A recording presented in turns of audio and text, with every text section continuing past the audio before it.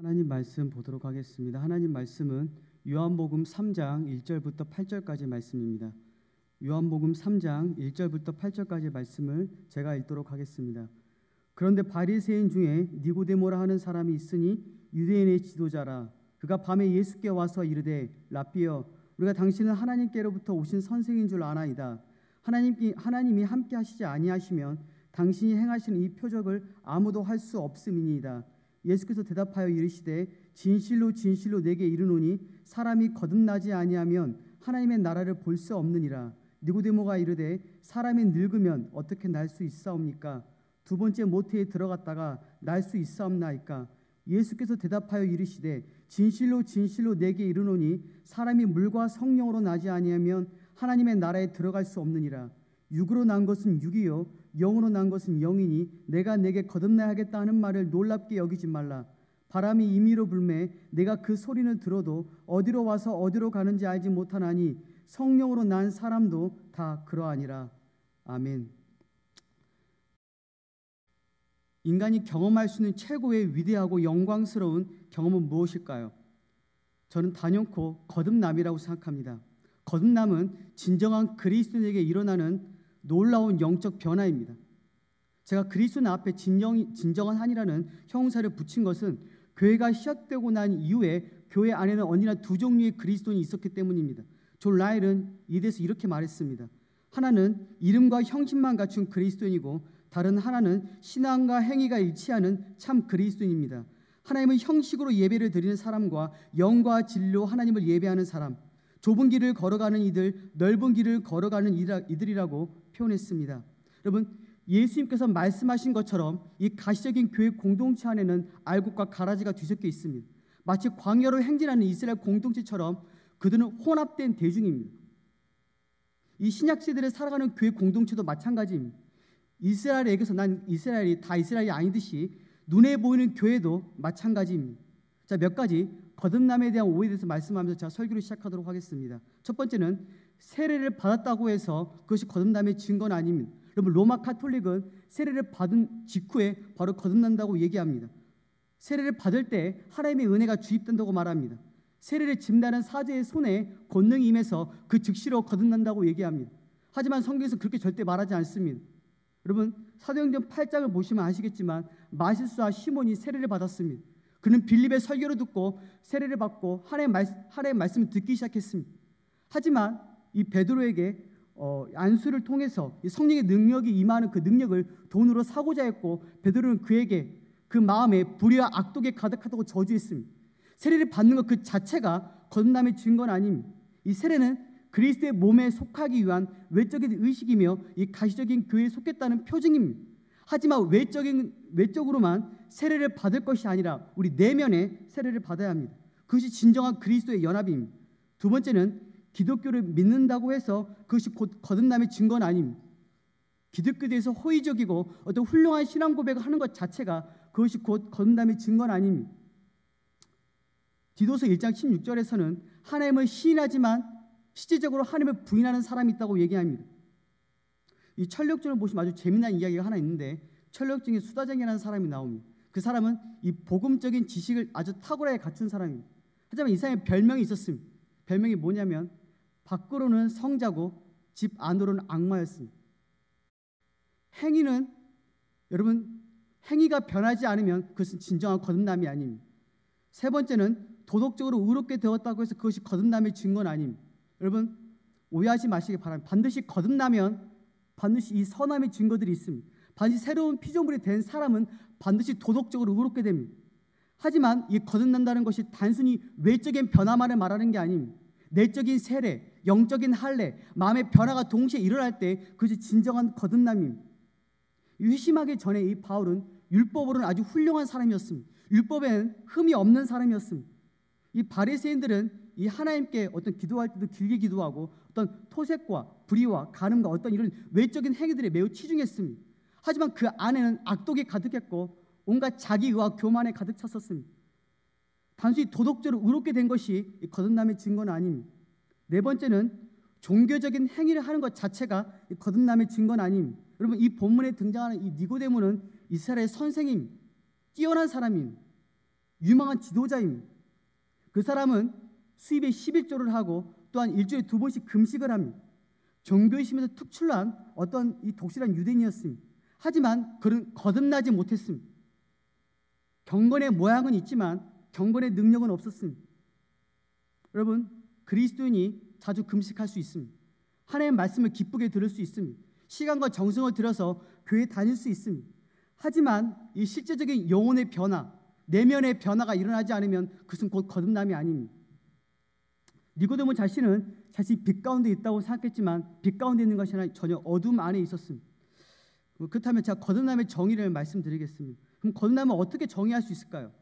이 청교도 목회자였던 이 스테판 찬옥은 이 거듭남에 대해서 이렇게 말했습니다. 거듭남은 성령의 효과적인 사역으로 말미암아 영혼 안에서 일어나는 위대하고도 엄청난 변화라고 정의했습니다.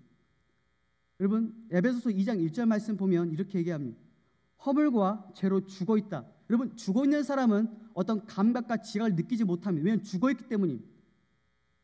마치 에스겔 골짜기에 마른 뼈, 어떤 죽은 지 사흘이 된 나사로와 같이 이 죽은 사람은 어떠한 변화, 어떤 그런 것들을 감지하지 못합니다. 비록 우리들이 사람들이 움직이고 생각하고 말을 하지만 실제로 그 영혼은 죽어있을 수 있습니다. 이 성경을 보면 이 거듭남에 대해서 그런 자연인들, 죽어있는 사람들에서 거듭날 때에 대해서 이 표현을 다양하게 기술하고 있는데 새로운 피조물, 새로운 창조물, 이 첫째 부활에 대해서 이렇게 다양하게 표현하고 있습니다. 이 중요한 것은 이 거듭난다는 것이 기존에 없던 새로운 원리, 새로운 생명, 그것이 영혼에 생겨나는 것이 바로 거듭남입니다. 하나님의 생명이 심겨지고 하나님의 생명이 활동하기 시작하고 신적인 성품의 마음이 심겨지고 뼈들이 형성해서 하나님을 향해서 활동하기 시작하는 것이 거듭남입니다. 마치 그 영적인 미각이 생겨나는 겁니다. 영적인 미각, 기존에 없던 거룩함에 대한 의로움에 대한 사랑함, 성향이 기질들이 생겨나게 됩니다. 하나님이 사랑하는 것을 사랑하게 되고 하나님이 미워하는 것을 미워하게 되는 것이 바로 거듭남입니다. 그것이 바로 위대한 영적 변화입니다. 거듭나게 되면 하나님의 형상이 회복되고 되고 하나님의 성품이 나타나기 시작합니다. 그래서 베드로후서 2장 4절에서는 신적인 성품에 참여하는 자라고 얘기합니다. 하나님의 형상이 우리 가운데 나타나기 시작합니다. 물론 이 거듭남이 있어서 인간은 전적으로 수동적입니다. 마치 사람이 태어날 때 나의 힘과 의지로 태어나지 않습니다. 우리의 의지에 따라 태어나지 않습니다. 마찬가지입니다. 거듭나는 것도 하나님의 주권적인 사역입니다. 하나님의 그 기쁘신 뜻대로 자신이 사랑하는 사람을 택하셔서 거듭나게 하시는 성령 하나님의 주권적인 사역입니다. 하나님의 신적인 사랑의 결과물입니다. 그렇다고 해서 우리들이 아무것도 하지 말라는 게 아닙니다. 마치 오늘 말씀을 보시면 아시겠지만 예수님께서 이 거듭남의 절대적인 필요성을 깨닫게 하셨습니다. 니고데모에게 깨닫게 하셨습니다. 예수님께서 니고데모에게 너희 비참한 상태를 의식하고 거듭남의 절대적인 필요성을 알아야 한다고 말씀하셨습니다. 근데 왜 거듭남이 중요할까요? 왜 이것을 우리들이 알아야 될까요? 첫 번째 이유는 주님께서 강조하셨기 때문입니다. 여러분, 성경을 보면 주님께서 특별히 중요한 교리들, 구원과 직접적으로 연결되는 교리들에 대해서는 항상 강조 2번씩, 3번씩 반복하시는 어떤 경우를 볼 수 있습니다. 이 거듭남의 교리는 구원과 이게 바로 연관되어 있기 때문에 예수님께서는 강조할 필요성을 느끼셨습니다. 그러니까 두 번째 이유는 오늘날 한국교회에서 이 거듭남처럼 중요하게 다루지 않은 교리는 없다고 생각되기 때문입니다.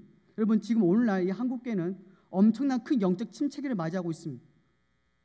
이 교회사를 볼 때 언제나 이러한 영적 침체기의 배경에는 언제나 교회 내에 종교심은 있지만 육신적이고 세속적인 그리스도인의 증가로 인해서 이 침체기를 맞이하는 경우가 많았습니다. 종교개혁 시기 17세기, 18세기, 19세기에 언제나 이런 그리스도인이 증가할 때 하나님께서는 여러 인물들을 세우셨고 거듭남과 회개에 대해서 설교하게 하셨습니다. 여러분, 오늘날 이 한국교회 상태를 볼 때 거듭남의 교리에 대한 절대적인 필요성을 느끼고 있습니다. 여러분, 니고데모와 같은 부류의 그리스도인들이 교회에 넘쳐납니다. 여러분, 니고데모와 같은 부류는 모태 신앙입니다.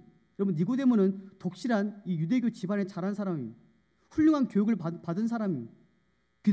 유대교적인 습관을 배운 사람입니다. 유명한 지도자이고 율법을 철저하게 지키려 노력하는 바리새인입니다. 여러분, 그러나 니고데모는 거듭나지 못했습니다. 니고데모는 교회 내에 모태신앙 같은 부류입니다.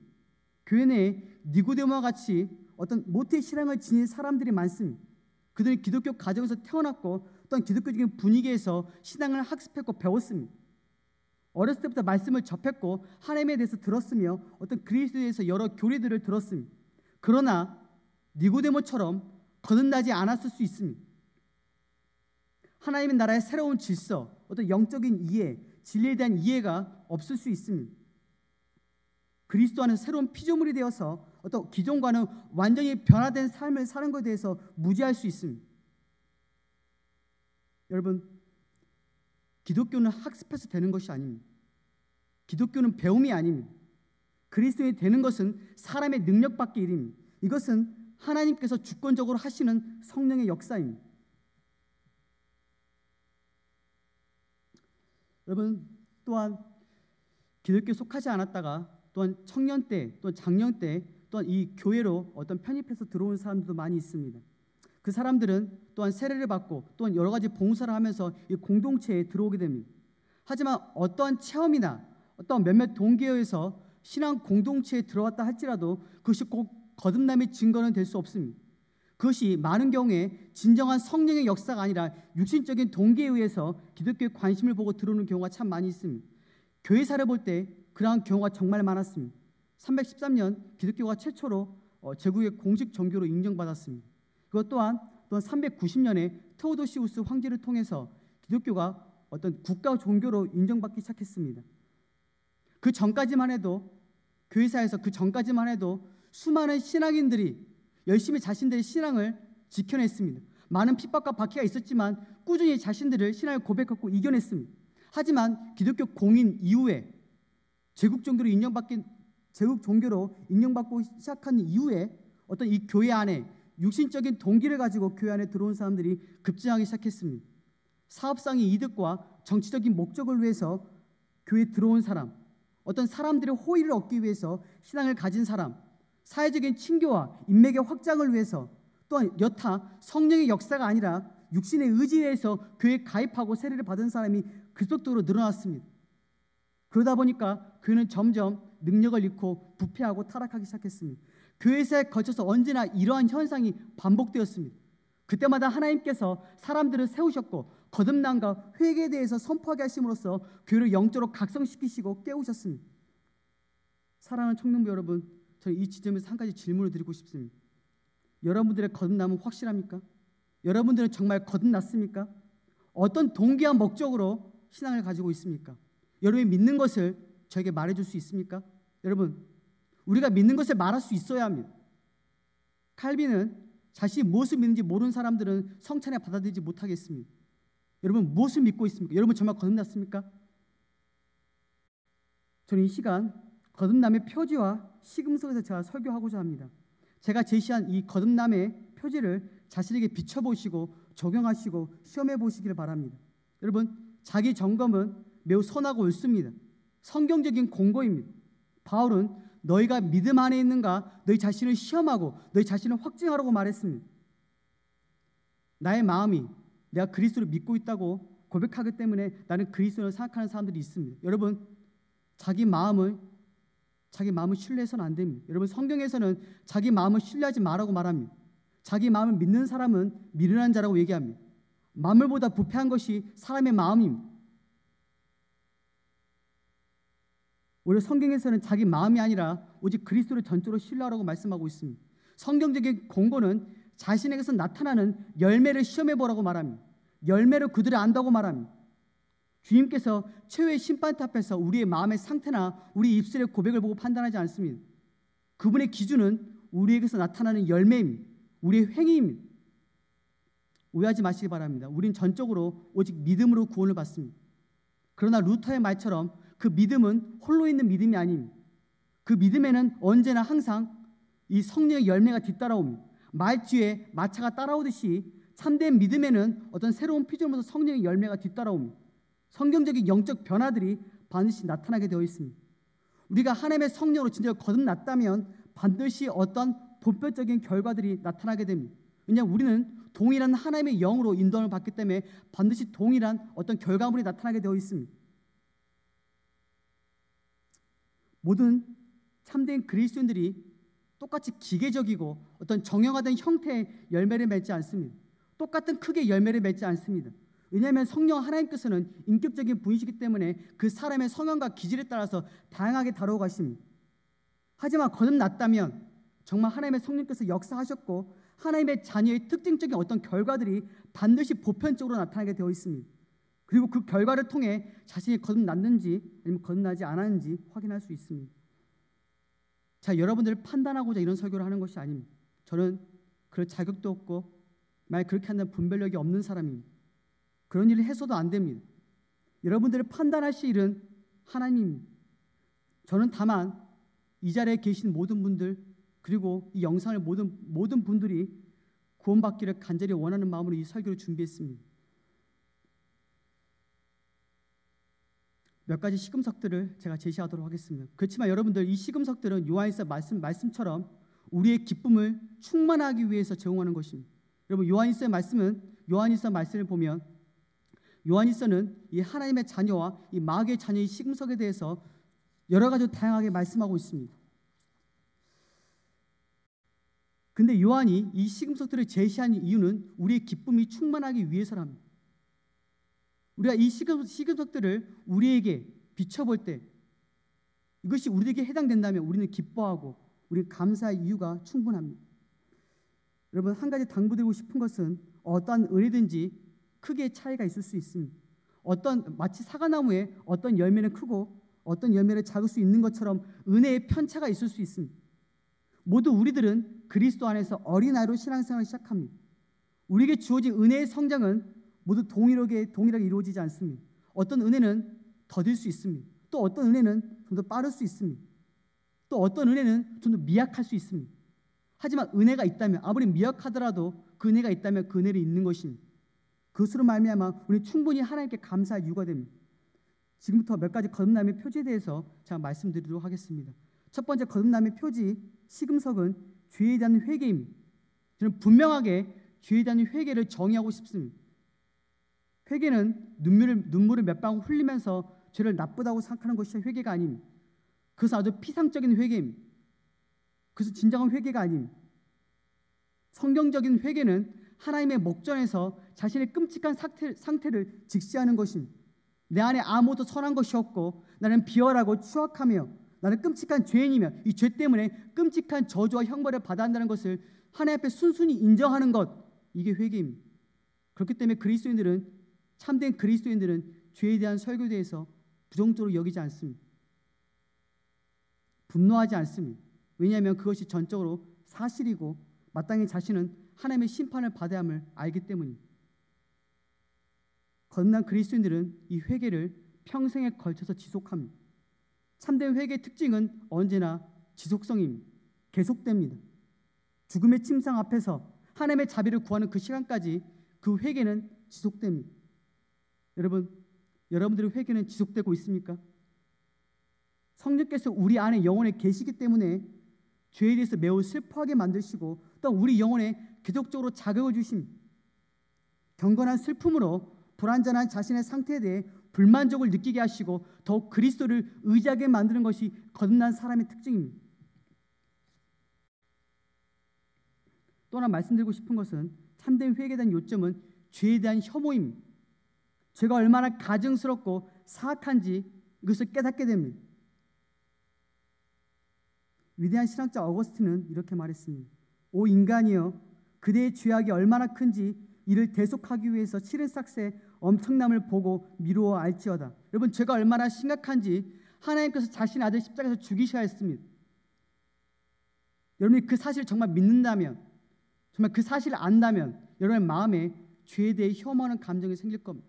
반드시 생길 겁니다. 시편 97편 10절에서 이렇게 말씀하고 있습니다. 여호와를 사랑한 너희여, 악을 미워하라. 이 거듭남의 증거입니다. 여러분이 악을 미워한다면, 진정으로 혐오한다면 그것은 여러분들이 새로운 생명이 있다는 증거입니다. 거듭난 삶의 가장 큰 소망은 죄를 짓지 않는 겁니다. 사실입니다. 두 번째 거듭남의 표지는 영적인 일에 대한 관심입니다. 거듭났기 때문에 더 이상 육신적인 일에 그렇게 마음을 쓰지 않습니다. 시간과 정력을 사용하지 않습니다. 이제는 변화되어서 영적인 일들, 말씀, 기도, 묵상, 어떤 예배, 어떤 은혜의 방편들에 더 많은 시간들을 사용하게 됩니다. 여러분, 이 기독교는 영적인 일들, 우리 사람들을 완전히 변화시키는 능력입니다.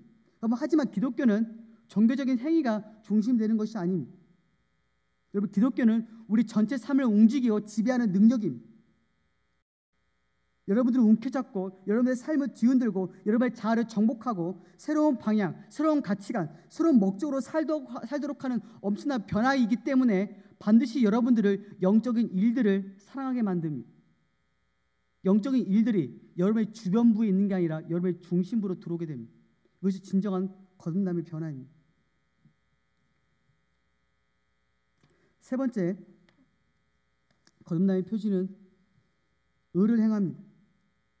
요한일서 2장 6절에 이렇게 말씀합니다. 그의 안에 산다고 하는 자는 그가 행하는 대로 자기도 행할지니라. 또한 동일하게 29절에서는 의를 행하는 자마다 그에서 난 줄을 알라고 말씀하고 있습니다. 여러분, 신약성경 여러 곳에서 하나님과 하나님의 자녀는 닮는다고 얘기합니다.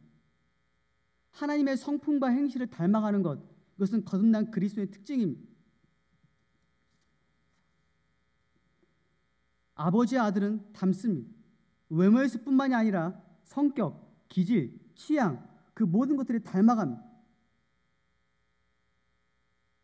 우리들의 삶에 의로움이 나타나지 않는다면 우리의 신앙 고백은 모두 전적으로 무가치합니다. 우리 신앙 고백은 무색하게 됩니다. 예수께서 말씀하셨듯이 팔복에서 말씀하셨지만 의에 줄이고 목마른 사람이 복이 있습니다. 이것이 거듭난 그리스도인의 특징입니다. 물론 거듭난 그리스도인도 연약하고 또한 넘어짐, 불완전합니다. 때로 곁길로 넘어지거나 또한 치우치기도 합니다. 그러나 겸손하게 하나님을 의지하면서 그 길을 꾸준히 걸어갑니다. 비록 넘어져서 한 걸음 후퇴한다 할지라도 두 걸음을 내딛고 의로움과 거룩함에 있어서 지속적인 진보를 이루어내는 사람들이 거듭난 그리스도인들입니다. 네 번째 거듭남의 표지는 형제 사랑입니다. 요한일서 3장 14절에 이렇게 말씀하고 있습니다. 우리는 형제를 사랑함으로 사망에서 옮겨 생명으로 들어간 줄 알거니와 사랑하지 아니하는 자는 사망에 머물러 있느니라. 여러분, 형제가 누구일까요? 그리스도의 몸입니다. 그리스도의 지체입니다. 또 한 아버지를 섬기는 영적인 가족입니다. 하나님께서는 자신의 형제를 대하는 태도를 통해서 그 사람의 거듭남의 증거를 알 수 있다고 말씀하셨습니다. 그리스도라고 말하지만 형제를 지속적으로 미워하고 있다면 여전히 사망 아래에 있다고 말씀하고 있습니다. 마태복음 18장 35절 이렇게 말씀합니다. 너희가 각각 마음으로부터 형제를 용서하지 아니하면 나의 하늘 아버지께서 너희에게 이와 같이 하시리라. 그리스도인들은 긍휼이 풍성하신 하나님의 용서의 은혜를 받은 사람입니다. 무한한 죄값, 그 모든 죄들이 용서받은 사람입니다. 이 용서받은 그 은혜를 안다면 누구든지 어떤 사람인지 반드시 용서할 수 있는 관대한 마음, 그 마음이 생기기 마련입니다. 다섯 번째 거듭남의 표지는 마귀에 대한 인식입니다. 여러분, 생각외로 마귀의 존재를 믿지 않는 사람들이 정말 많습니다. 21세기 현대사회 문명 속에서 어떻게 마귀가 있냐고 하고 주장하는 그리스도인들이 간혹 있습니다. 아니, 많습니다. 여러분, 거듭날 때 영적 세계에 대한 이해가 열립니다. 마귀의 존재를 느끼게 됩니다. 여러분, 우리들이 경험하는 연약함, 자기 과신, 우울함, 절망감, 분노, 이간질, 여러분 이게 왜 올까요? 이게 인간적인 일일까요? 여러분 아니에요. 아닙니다. 영적입니다. 마귀의 공격입니다. 우리의 삶에 마귀의 투쟁을 느끼고 있다면 그 사람은 정말 그리스도인입니다. 여러분, 이런 영적인 투쟁이 없다면 정말 다시 한번 되돌아보셔야 됩니다. 마귀는 하나님께 속한 사람들만 공격합니다. 그 사람들만 넘어뜨리려고 합니다. 자기에게 속한 사람은 그대로 내버려둡니다. 마귀의 영적 전쟁, 그 투쟁을 알고 있다면, 느끼고 있다면 그 사람은 거듭난 사람입니다. 마지막 표지입니다. 마지막 표지는 은혜 가운데 성장입니다. 여러분, 거듭남은 새로운 생명의 시작입니다. 하늘로부터 주어지는 이 신적인 생명이 영혼에 주입되는 것입니다. 이 생명의 특징이 무엇일까요? 두 가지가 있습니다. 첫 번째는 성장입니다. 생명이 있고 우리의 생명이 살아있다고 말할 때 언제나 성장이 동반됩니다. 반대로 성장이나 어떤 변화가 없다면 그것은 죽은 겁니다. 하나님께서 말씀하시기를 우리들이 그리스도의 장성한 분량까지 자라야 한다고 말씀하고 있습니다. 영적인 신장이 자라야 합니다. 성장해야 합니다. 그리스도인들은 살아있고 은혜 가운데 성장합니다. 생아와 조화의 차이가 뭘까요? 여러분, 생아는 살아있고 성장합니다. 향기를 뿜어냅니다. 하지만 조화는 인조적입니다. 성장이 없습니다. 여러분, 성번화들은 이렇게 말했습니다. 그리스도인의 삶에 있어서 진보하지 못하는 것은 퇴보하는 것이라고 말했습니다. 여러분, 기독교에 있어서 멈춤이란 없습니다. 성장하든지 아니면 퇴보입니다. 믿음이 자라지 못하면 불신앙이 자랄 것입니다. 하늘의 일을 사모하는 마음이 자라지 않는다면 탐욕이 자랄 것입니다. 영적인 겸손함이 성장하지 않는다면 교만함이 자랄 것입니다. 야곱의 사닥다리 위에 천사들이 올라가든지 내려가든지 했듯이 은혜에 있어서 올라가든지 내려가든지 합니다. 여러분, 우리들이 은혜, 은사, 믿음, 재능에서 성장하지 않는다면 그것은 곧 게으름이며 나태함입니다. 그리스도인들 하나님의 종입니다. 게으른 종은 곧 주인에 대한 불순종입니다. 마태복음 25장에서 달란트 비유에서 주인에게 받은 한 달란트를 땅에 묻은 사람에 대해서 주인이 엄하게 책망하지 않습니까? 여러분, 우리들은 포도원에서 일하기 위해서 부름받은 사람입니다. 포도원 일꾼이 자신의 울타리를 망치지 않았거나 나뭇가지를 꺾지 않았다고 해서 그 사람이 자신의 삭스를 받는 것이 아닙니다. 자신의 일을 다한 것이 아닙니다. 그 포도원 일꾼이 최선을 다해서 일하지 않으면 삭스를 받지 못합니다. 마찬가지입니다. 우리들의 은혜, 은사, 재능들을 최선을 다해서 하나님께 사용하지, 하나님을 위해서 드리지 않으면, 헌신하지 않으면 우리는 구원의 삭스를 받을 수 없습니다. 좁은 길은 애써야 한다고 말씀하고 있습니다. 애써야 하고 노력해야 되고 천국은 침노하는 자의 것입니다. 부단히 추구하고 노력해야 되고 헌신해야 합니다.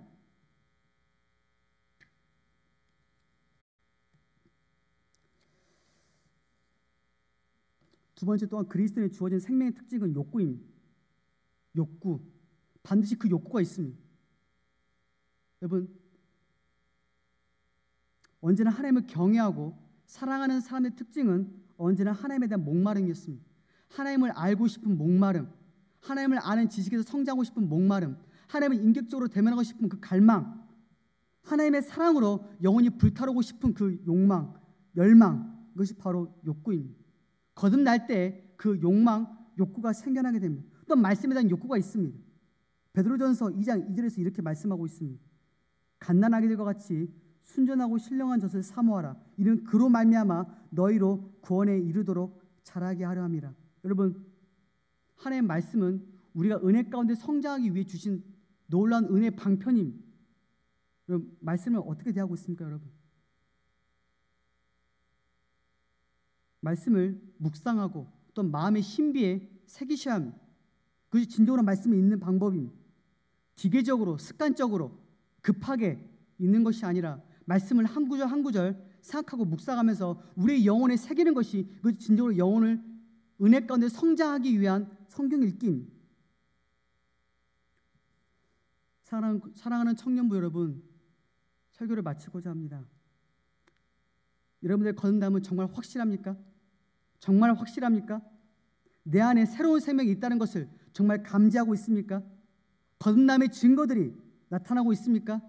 여러분, 자신을 점검하시길 바랍니다.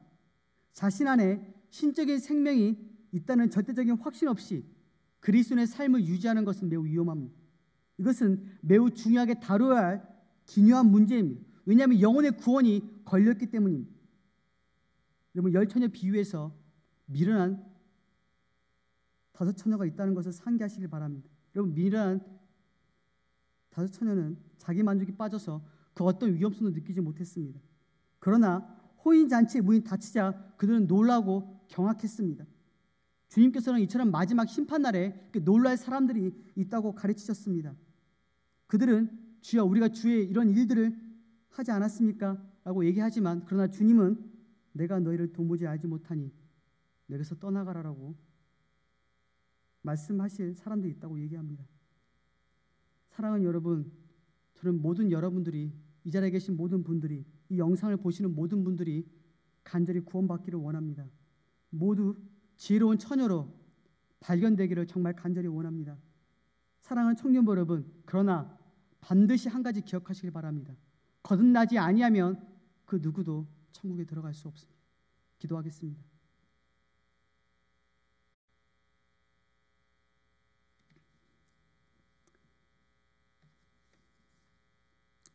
하나님 아버지, 거듭남에 대한 하나님의 말씀을 들었습니다. 하나님, 우리들은 거듭나야 합니다. 우리들의 영혼은 새롭게 태어나야 합니다. 하나님, 우리 영혼 가운데 강하게 역사하시고 우리 사랑하는 청년부 공동체 우리 모든 심령 가운데 강력한 거듭남의 역사, 놀라운 하나님의 역사, 위대한 하나님의 주권적인 역사가 나타나 모든 영혼들이 거듭나 하나님께 영광 돌리며 구원의 확신으로 이 세상 가운데 살아갈 수 있도록 은혜 베풀어 주시옵소서. 거듭남의 증거들이 삶 속에서 강하게 나타날 수 있도록 은혜를 베풀어 주시옵소서. 예수 그리스도의 이름으로 기도합니다. 아멘.